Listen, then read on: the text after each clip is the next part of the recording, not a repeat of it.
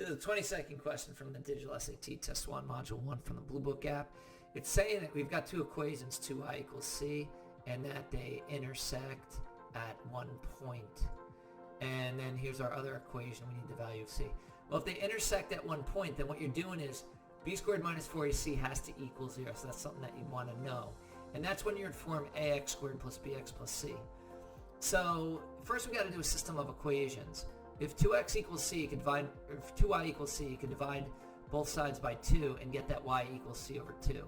Then in place of y, you put that c over 2, and you get this equation right here.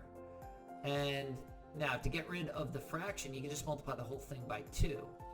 And what's your result? Your result is right here. And then you've got to set quadratics equal to 0.